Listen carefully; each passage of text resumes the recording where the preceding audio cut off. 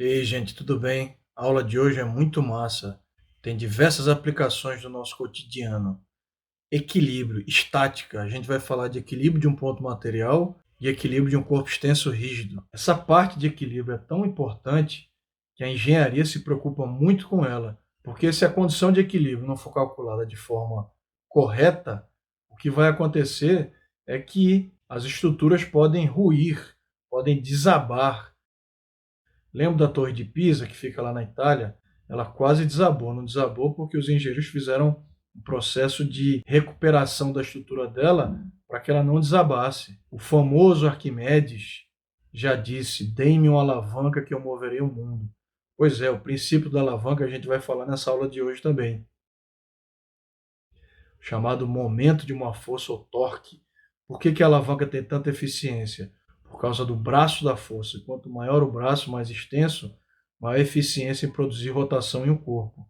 Esse princípio da alavanca também é básico nos dispositivos que o homem tem inventado no decurso do tempo. Então, tudo isso a gente vai discutir nessa aula de hoje, que é uma aula muito interessante, como eu falei, e eu espero que vocês aproveitem. Vamos lá. Então, pessoal, quando a gente fala de equilíbrio, a gente tem que dividir esse equilíbrio em dois tipos. O primeiro é mais simples, e vocês provavelmente já tiveram algum contato com essa parte desse assunto quando estudaram, inclusive, leis de Newton, que é o que a gente chama de equilíbrio de um ponto material. Então, o que é um ponto material? Um ponto material é aquele corpo onde as dimensões dele não influenciam na sua análise. Ele pode ser considerado como um ponto material, um corpúsculo, uma partícula. Por que que isso não vai alterar? Porque a gente vai ver daqui a pouquinho em sequência que quando as dimensões de um corpo têm que ser consideradas, e aí ele é chamado de corpo extenso, uma nova forma de equilíbrio tem que ser implementada para a gente garantir que ele vai ficar estático.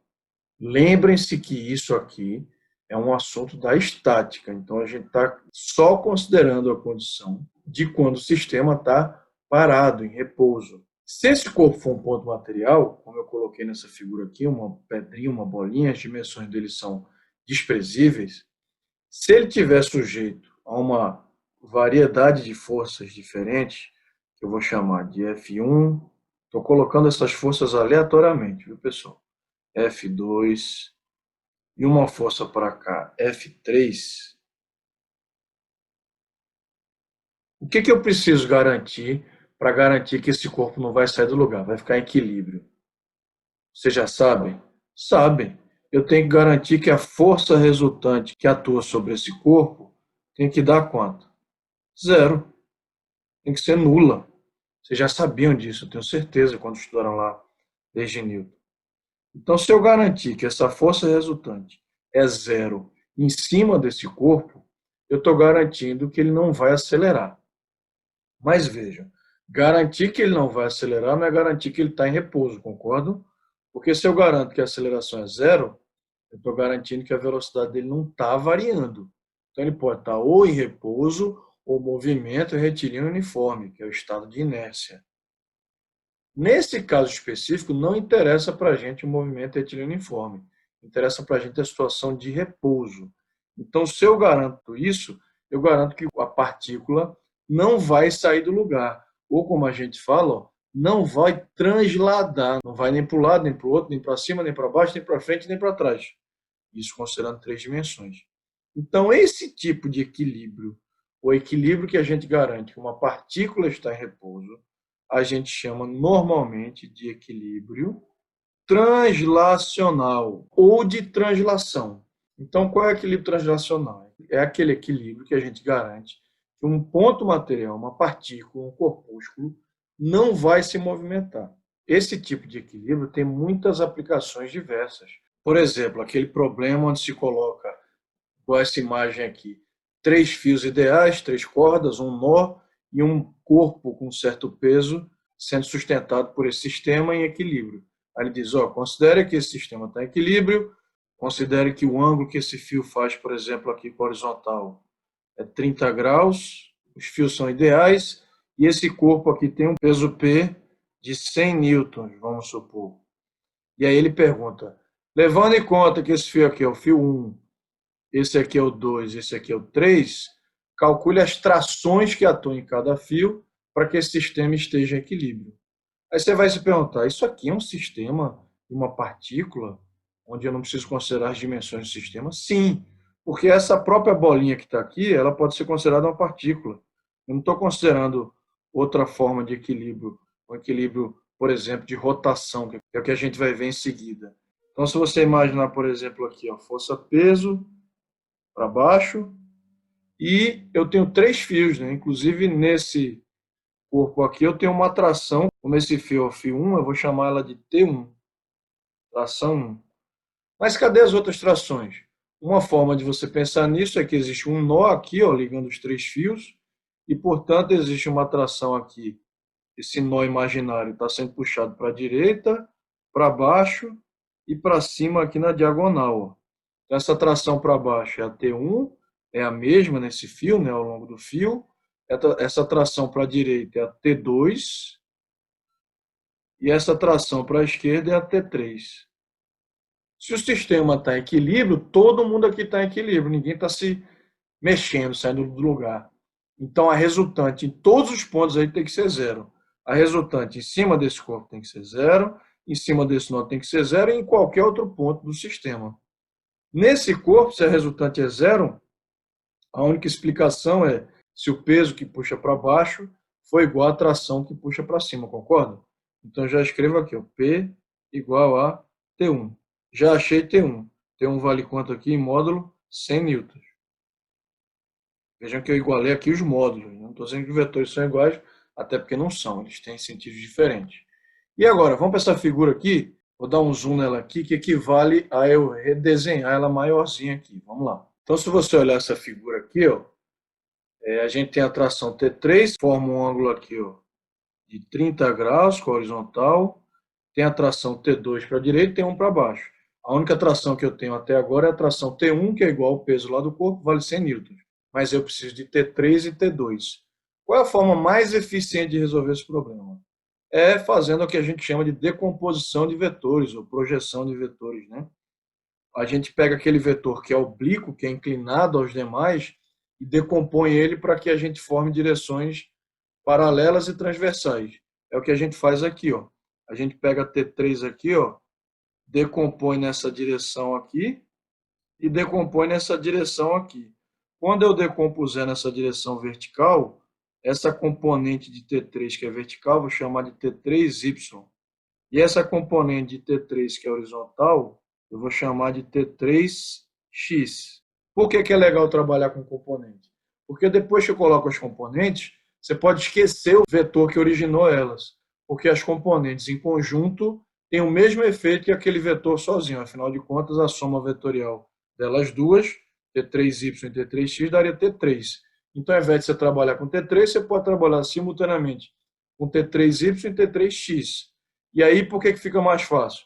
Porque você percebe claramente que na vertical você vai ter dois vetores aqui que tem que se anular, para que não exista movimento na direção vertical, e na horizontal esses dois vetores também têm que se anular, o T2 para a direita e o T3x para a esquerda, para que não exista movimento na horizontal. Então, já que eles têm que se anular em pares, os da vertical e os da horizontal, eu já posso escrever aqui embaixo isso daqui, ó, T1 tem que ter o mesmo módulo de T3Y e T2 tem que ser o mesmo módulo de T3x, para que haja cancelamento nas duas direções.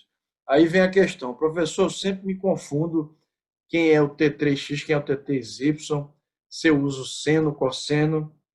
Se você usar um seno nesse triângulo pequenininho aqui, ó, vai dar seno de 30, cateto oposto, que é esse vetor aqui, pela hipotenusa, que é T3.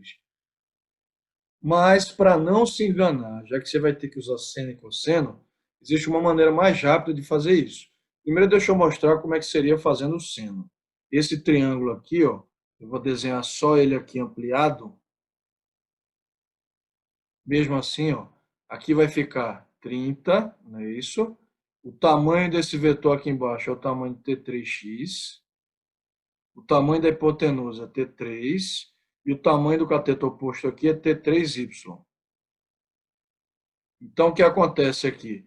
O que acontece é que você vai ter senos e cossenos e tangentes para tirar aqui. Se você tirar, por exemplo, aqui, ó, seno de 30, seno é cateto oposto, T3y, sobre a hipotenusa, que é T3. Então, ficaria como aqui, ó, T3y daria, se eu passar esse T3 multiplicando, ó, T3 vezes seno de 30. Se eu tirar cosseno de 30, cosseno de 30 vai dar cateto adjacente, que é o que está do lado, adjacente significa do lado, pela hipotenusa. Então, vai dar T3x sobre a hipotenusa, que é sempre o maior lado do triângulo, ou lado sempre oposto ao ângulo reto, que é a mesma coisa. Então, se eu passar o T3 multiplicando, vai ficar T3x igual a T3 vezes cosseno de 30. Qual é a manha que eu ensino para os meus alunos? Um bizu, né? Na verdade, é um bizu, apesar de eu não gostar do bizu propriamente dito, quando você sabe de onde ele vem, ele é prático, porque ele torna a resolução mais rápida. É o seguinte aqui, ó. A gente não colocou aqui usando seno e cosseno. Na hora H, para você não pensar muito, você está fazendo vestibular, uma prova lá qualquer, uma prova da sua escola, um concurso, seja lá o que for, para você não perder tempo com isso. Tempo é uma coisa importante, né, no exame. O que você faz sempre é o seguinte: qual é a função trigonométrica que se lembra, que remete a cateto adjacente? Não é o cosseno, o adjacente não é do lado? Então, o bizu acaba ficando assim, ó. A componente que estiver sempre ao lado do ângulo, nesse caso aqui é T3x, vai ser sempre o vetor vezes o cosseno, porque cosseno é do lado. Então, ficou do lado, é cosseno. Bota isso na cabeça. Do lado é o cosseno, do lado é o cosseno. Olhando para esse triângulo aqui fica mais claro. Quem é que está do lado do ângulo? T3x, então é vezes o cosseno. Não é à toa que está aqui, ó. T3x é igual a T3 cosseno 30. E T3y é T3 seno. Quem está do lado, vezes o cosseno sempre, seja lá qual for o ângulo. Então, voltando para cá, eu posso resolver agora. Se T3y é T3 seno, como a gente colocou ali, eu vou substituir aqui, ó. Então, essa equação aqui, ó, fica T1 igual a T3 vezes seno de 30. E a de baixo aqui, ó, T2 é igual, no lugar de T3x, T3 cosseno de 30. A gente sabe quanto é seno e cosseno de 30, né? Então, aqui, ó, no lugar de T1, vou botar 100. T3 eu não tenho. E seno de 30, quanto vale? 1/2. E aí, resolvendo essa equação aqui, o 2 não vai multiplicando, então eu chego à conclusão que T3 é igual a 2 vezes 100, que é 200 newtons. Achei T3. Agora vamos achar T2. Está aqui embaixo. Ó. T2 é T3 cosseno θ. Então T2 vai dar T3, que é 200, vezes cosseno de 30. Quanto é cosseno de 30 com raiz quadrada? Raiz de 3 sobre 2. Corta aqui, ó. Dá 100. Resultado final, 100 vezes raiz de 3 newtons. Se você aproximar, né, raiz de 3 1,7, 73 vai dar aproximadamente 173 newtons. Então vejam, T3 deu 200, T2 deu 100 raiz de 3, e o T1 eu já tinha calculado, eu só vou reescrever aqui, ó, deu 100 newtons. Vejam que a tração 1 é a menor que tem. Tem alguma explicação física para isso? Tem. Vamos voltar para a figura aqui, ó. A tração 1 está carregando diretamente na vertical o peso. A tração 2 tem que carregar na horizontal a força que é feita aqui, ó, na horizontal. Então ela vale 173 newtons. E a tração 3 está sendo dividida parte dela na componente vertical e outra na horizontal. Não é à toa que ela vale quanto? 200 newtons. Interessante isso, né? Então isso é um exemplo claro de onde se aplica o equilíbrio de translação ou translacional, que é o equilíbrio de um ponto material. Retomando, o equilíbrio de um ponto material é quando você diz, é quando a resultante das forças que atuam naquele corpo é nula. Então, o segundo tipo de equilíbrio que a gente estuda em estática é um equilíbrio que ele é voltado para situações onde os corpos não podem ter suas dimensões desprezadas. É o que a gente chama de equilíbrio de um corpo extenso e rígido. Extenso, porque ele é mais um corpúsculo, uma partícula, e rígido, porque a gente vai desconsiderar a possibilidade dele deformar com a aplicação de uma força, de uma deformação de flexão, por exemplo. E aí o que acontece? Um exemplo legal da gente falar disso é uma barra rígida que não é flexível.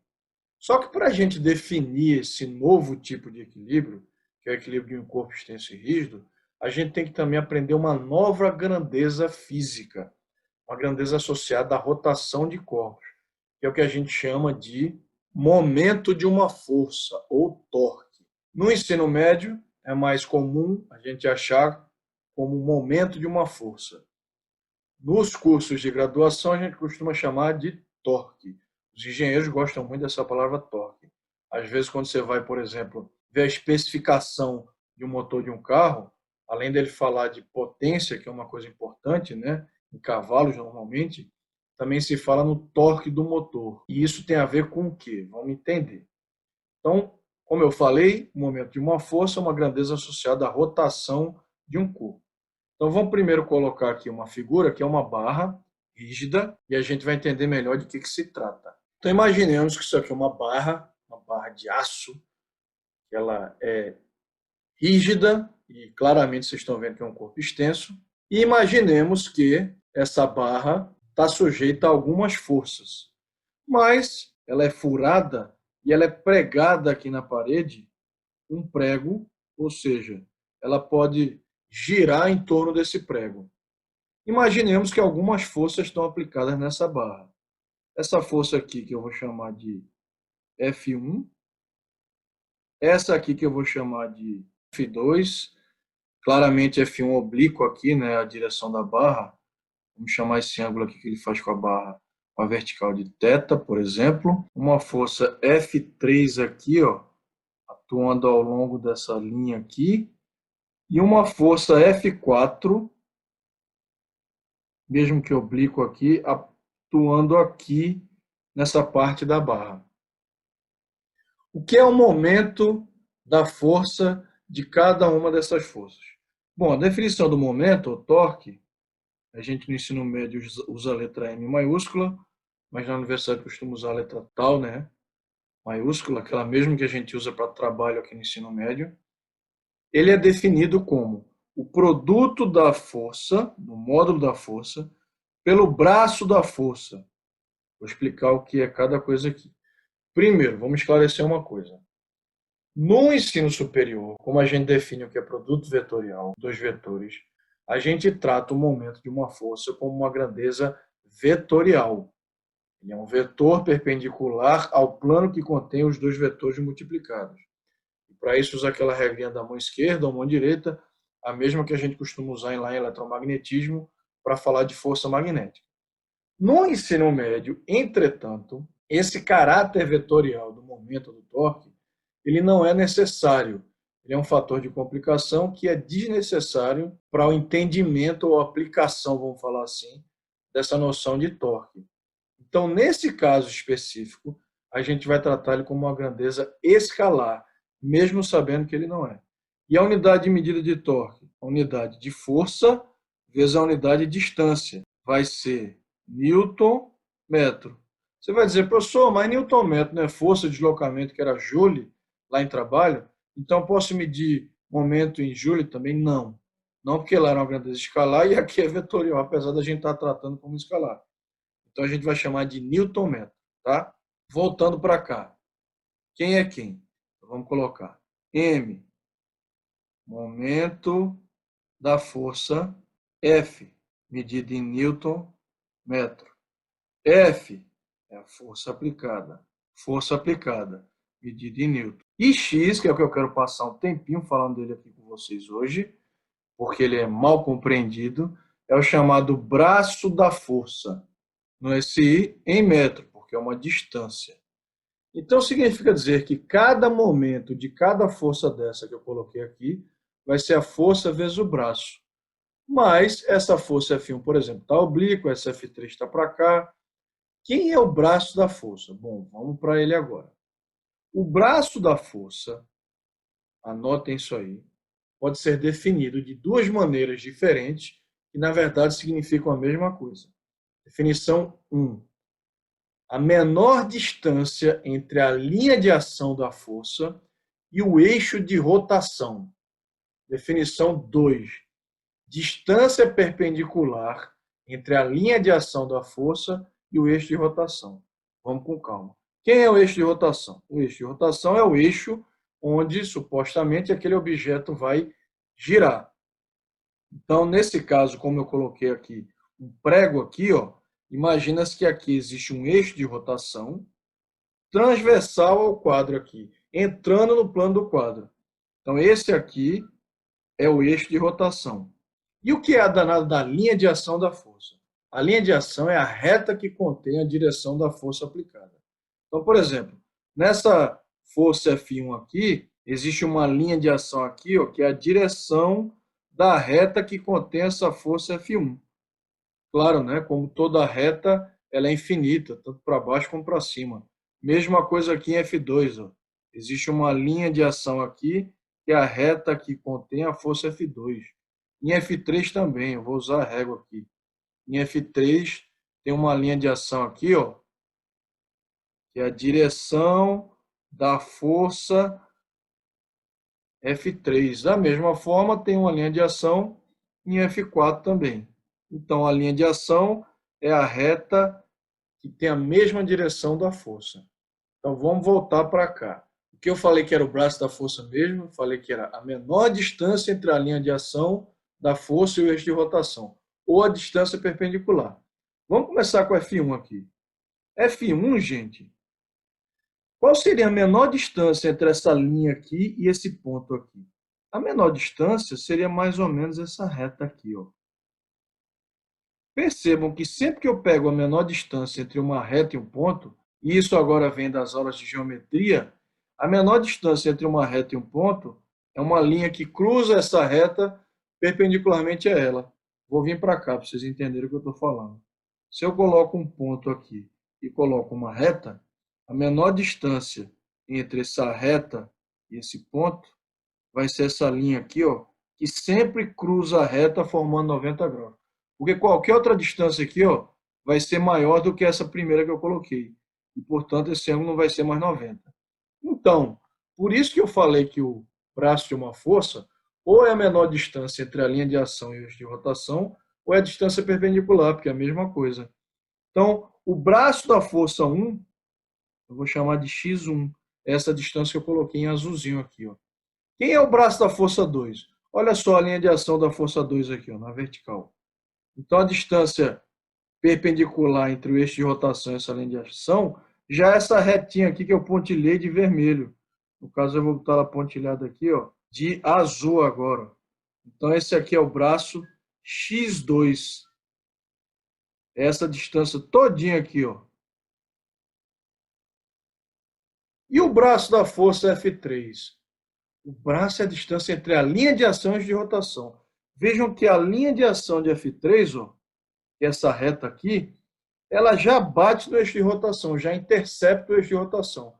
Se ela intercepta, significa dizer que a distância entre ela e o eixo de rotação é zero. Portanto, o braço x3 da força 3 é nulo, porque a linha de ação já bate lá no eixo de rotação. E o braço da força 4?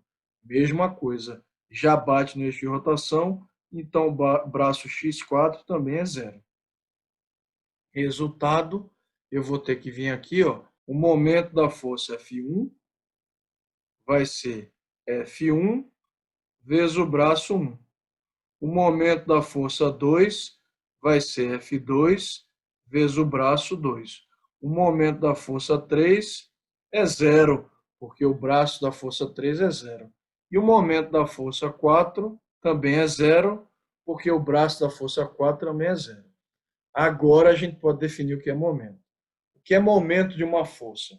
É uma grandeza que mede a eficiência dessa força em produzir rotação em um corpo. Então vejam que a grandeza momento é associada à rotação. Quanto mais eficiente uma força é em produzir rotação em um corpo, maior o momento dela, maior o torque dela. Então vejam que a força 3 e a força 4 têm momento nulo. Significa dizer que elas não contribuem em nada em produzir rotação nessa barra. Isso tem todo sentido. Imagina que essa barra aqui é uma porta vista de cima. Se você empurrar a porta assim, nessa direção aqui, ó, na ponta da porta, você vai influenciar na rotação da porta? Não. Imagine que isso é uma porta vista de cima. Você não influencia em nada. Mesma coisa essa força 4 aqui, ó. Se ela está aplicada no eixo de rotação, que são as dobradiças da porta, né? Que é onde a porta gira, você também não vai influenciar em nada para abrir ou fechar a porta. Já F1 e F2 vão. Detalhe, percebam que F2 e F1 produziriam rotações em sentidos diferentes dessa porta. Como é que você faz isso? Isso é uma convenção. Você pode usar o sentido horário como positivo ou como negativo. Agora, uma vez adotado aquele sentido, você tem que usar ele até o final de resolver o problema. Então, por uma questão de facilitação, sentido horário, que é o nosso sentido senso comum, eu vou colocar ele como positivo. Então, no caso aqui, quem é que tende a girar essa barra no sentido horário? É a força F1. Esquece as outras forças. Pensa só em F1. Ela giraria a barra no sentido horário. Então, o momento dela vai ser positivo. A força 2 giraria a barra aqui para cima, no sentido anti-horário. Então, nesse caso, eu colocaria ela com sinal negativo. Como eu falei, isso é uma convenção. Mas uma vez adotado isso, você tem que seguir até o final com esse sinal que você adotou. Então, aquela história que eu falei da alavanca, gente, tem a ver com isso. Se vocês olharem para essa equação aqui, eu estou dando ela em destaque, se F é proporcional ao momento e X, que é o braço, também é proporcional ao momento, significa dizer que quanto maior a força aplicada, maior o momento. Ou seja, maior a eficiência em produzir rotação naquele corpo. Mesma coisa é o braço. Quanto maior o braço da força, maior o momento, maior a eficiência em produzir rotação num corpo. Daí vem o princípio da alavanca. A alavanca consiste em braços longos, né? Ou seja, distâncias entre linhas de ação da força e de rotação longos, para aumentar a eficiência da rotação. Quanto maior o braço, mais eficiente é a rotação. Por isso que alicate, tesoura e uma infinidade de coisas, né? Pé de cabra, macaco, todos esses são exemplos de situações onde o braço é esticado, é longo, para justamente aumentar a eficiência de rotação de um corpo, de uma coisa. E aí se aplica também a questão dos motores de carro. Por que que torques elevados significam um motor forte, né? Normalmente a gente associa a força do motor. Estou falando força, grandeza física. Força, a capacidade de rebocar, por exemplo, outros carros ou coisas pesadas. Então, quanto maior o torque, maior a eficiência em produzir rotação naquele eixo do motor que vai girar a roda. Por isso que isso também é associado à força do motor. Então, retomando, momento é o produto da grandeza, força pelo braço. O braço da força é a distância perpendicular entre a linha de ação e o eixo de rotação, ou a menor distância entre a linha de ação e o eixo de rotação. Se a linha de ação já intercepta o eixo de rotação, o braço é nulo. Foi o que aconteceu com F3 e F4. Um detalhe aqui, viu? Você poderia dizer também que, ao invés de usar o braço da força F1 como esse X1 que eu coloquei aqui, ó, você poderia ter feito o seguinte: decomposto a força F1 nessa direção aqui, ó, perpendicular à barra, e aí eu teria esse F1Y, e dizer que o momento de F1Y seria F1Y vezes esse braço aqui, ó, em vermelho, que seria o X1'. Ah, e a componente horizontal de F1? Seria essa componente nessa direção aqui, ó. A linha de ação dela já não interceptaria aqui o eixo de rotação, então não teria momento a componente F1x. Então eu poderia fazer assim, ó, momento de F1y daria F1y vezes o braço x1y. Quando você fizesse F1y aqui, F1 vezes cosseno, né? Eu acabei de ensinar essa dica aqui, ó, quem está do lado, F1 vezes cosseno vezes esse x1 aqui, esse momento aqui desse F1y daria exatamente igual a esse momento aqui de F1, de módulo. Então, ou você usa o braço como essa distância perpendicular, ou você decompõe a força para a força ficar perpendicular à barra e o efeito no final vai ser o mesmo. Esses dois momentos dariam iguais. Eu normalmente prefiro fazer esse método aqui, de achar o braço da força primeiro, para depois calcular o momento. Bom, falado do momento da força, finalmente agora a gente pode ir para o equilíbrio de um corpo extenso e rígido. A gente não sabe o que é ainda. Então, o equilíbrio de um corpo extenso e rígido é quando a gente garante que o momento resultante das forças que atuam no corpo é nulo. Como é que eu calculo o momento resultante? O momento resultante é o momento da força 1 mais o momento da força 2 mais reticências, o momento da força enésima. Traduzindo, é o somatório de todos os momentos aqui. Então, o momento resultante, usando aquele símbolo de somatório que eu adoro, é o sigma maiúsculo, N indo de 1 até o quê? Infinito. Eu estou somando todos os momentos. Se eu garantir que esse somatório é nulo, eu garanto que o corpo não vai ter momento resultante, então não vai haver eficiência para girar o corpo nem no sentido horário, nem no anti-horário. No caso de um corpo extenso, garantir que ela não vai girar também não garante que ela vai ficar parada, porque a barra pode fazer isso aqui, para um lado, para o outro, para cima ou para baixo. Então, para eu garantir o equilíbrio de um corpo extenso rígido, eu tenho que garantir simultaneamente os dois equilíbrios: o equilíbrio de translação e esse equilíbrio do momento C0. Esse equilíbrio do momento C0 a gente vai chamar agora de equilíbrio rotacional ou equilíbrio de rotação. Então, em um corpo extenso rígido, eu tenho que garantir simultaneamente dois tipos de equilíbrio. Aquele equilíbrio onde a força resultante tem que dar zero. Como é que a gente chama esse equilíbrio? Equilíbrio de translação. E eu tenho que garantir também que o momento resultante, ou somatório de momentos, tem que dar zero, chamado equilíbrio de rotação. Então, resumindo, para um corpo extenso, gente, vocês têm que garantir simultaneamente os dois equilíbrios. Força resultante tem que dar zero e o momento resultante dá zero. Muitas vezes no problema não vai ficar claro para vocês onde é o eixo de rotação. Nesse caso, se não ficar claro, você coloca ele onde você quiser, afinal de contas ele é um referencial. Agora, cuidado, que uma vez escolhido o eixo de rotação onde você quiser, lembre-se que todos os braços das forças envolvidas vão ser em referência àquele eixo de rotação. Vou dar uma dica.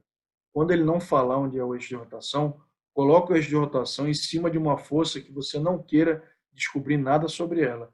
Porque se você colocar o eixo de rotação naquele ponto, tiver uma força aplicando naquele ponto, você já sabe que o momento daquela força vai ser zero. Por quê? Porque a linha de ação da força está batendo no eixo de rotação, então o braço daquela força vai ser nulo. Você já elimina, por exemplo, a necessidade de achar aquela força. Isso é uma dica, mas é óbvio que em qualquer ponto que você colocar, você vai conseguir achar a resposta. E aí, quando você fala em equilíbrio rotacional, vem uma pancada de exemplo na cabeça, que foi o que eu coloquei na introdução dessa aula aqui. Você imagina gruas, né, guindastes em equilíbrio, você imagina vigas em equilíbrio, treliças que a gente chama em equilíbrio. Ok, gente? Espero que vocês tenham entendido. Então, voltem, revisem essa aula, anotem e bons estudos. Valeu, fui.